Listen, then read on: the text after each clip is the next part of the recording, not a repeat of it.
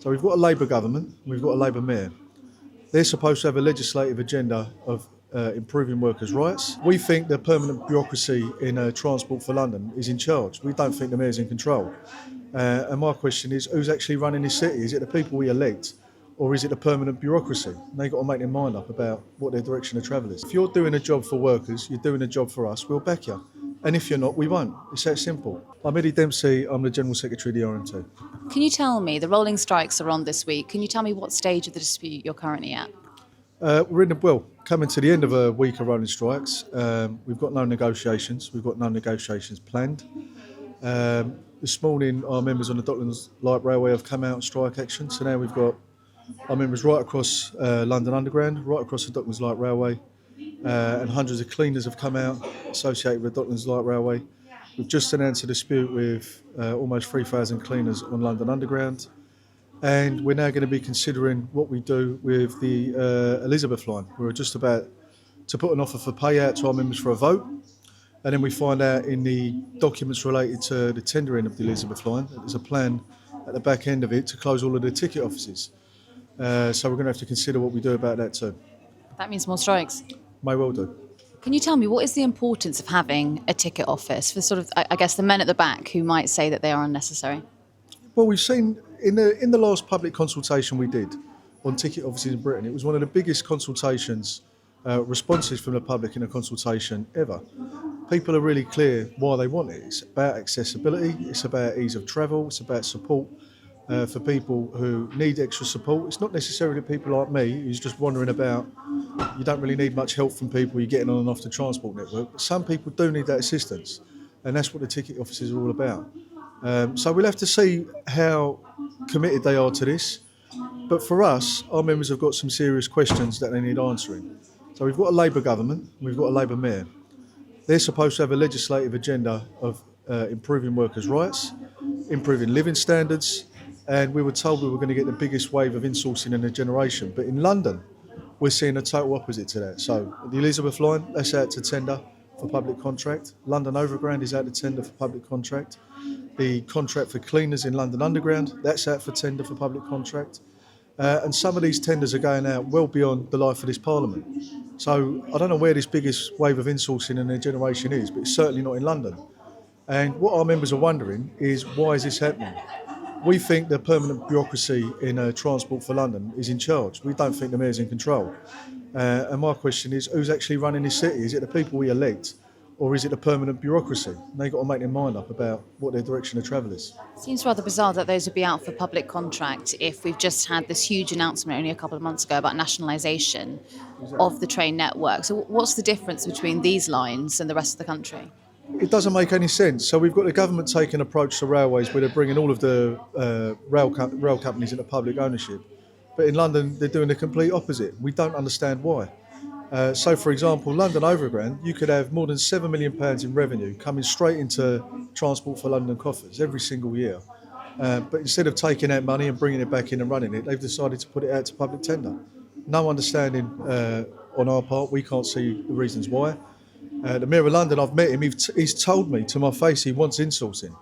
But yet we're seeing the complete opposite. So there's some questions that need answering here. While we're on the matter of Labour, there is obviously a Deputy Labour leadership contest underway. Do any of the candidates stand out to you? I mean, Bridget Phillipson is actually speaking behind you right now. She's a Cabinet Minister who's put her name in. Could you, as a union, ever support a Cabinet Minister at this time? Well, firstly, we're not affiliated to the Labour Party. Secondly, I don't even know who all the candidates are, I'll be really frank with you. And what would I say about this? We don't care about personalities.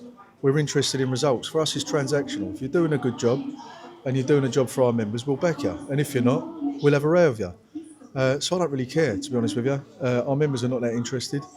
As long as there's a debate, I'm not sure how much of a debate they'll have, but there should be a debate, I think, in the party about all of this. But we're interested in results, not personalities. Let me ask you about Angela Rayner, because obviously she put forward the Employment Rights Bill, and Justin Meadows was also integral to that bill and the legislation. Do you think that their departure would lead to a watering down of the employment rights? I suspect so. I've never had the greatest hopes. The Employment Rights Bill we've welcomed as an important step forward. It has been watered down a bit from its original inception. The most important And key parts of that bill for us were sectoral collective bargaining. And we wanted a specific power to injunct employers in real time if they break the law. And the test for us is, could we have another P&O under this bill? We think we can. Having a longer consultation period for redundancy is no protection for workers when the employer is prepared to break the law and not consult on redundancy and just sack people.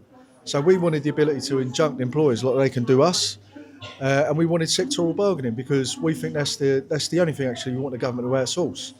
You don't have to worry so much about all of the individual rights if you're bringing sectoral bargaining into play, because that's our job. We'll do that. We'll go and negotiate the contracts in whatever the given sector is, and we'll sort out all of those individual rights, whether it's sick pay or anything else. So we're already disappointed.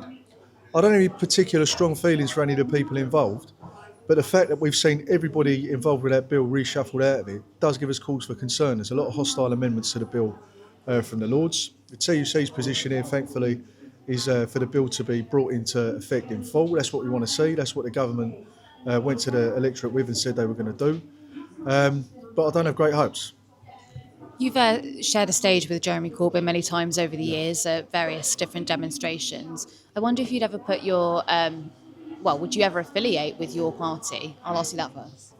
Would I affiliate with my party? Your party. Is it your party or is it my party? It's confusing. Sort of, yeah. Now look, we've got a clear political strategy. We're an independent trade union.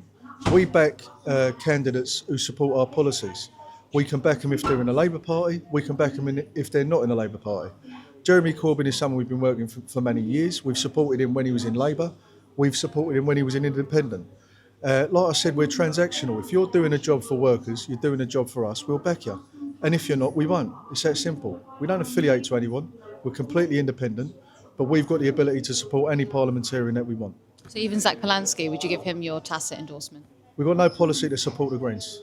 You won't endorse the Green Party. I just want to ask you about the growing support around the country for reform. I was just at their conference actually a couple of days ago, and I was struck by how many former trade unionists or current trade unionists there were at that conference. I mean, how do you get that support back onto the left?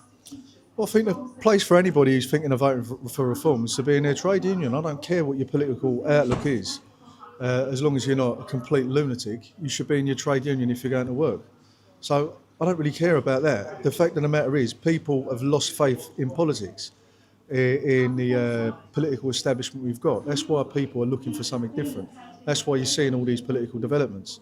If we've got politicians who are doing a job in Parliament for working people, they'll get the support of them. So we'll have to see where things go. If this Labour government was to deliver what it said it was going to do, we would have a different economic settlement in Britain and we'd have improved living standards. The fact that it's being slow on some of this stuff, it's no wonder people are drifting away.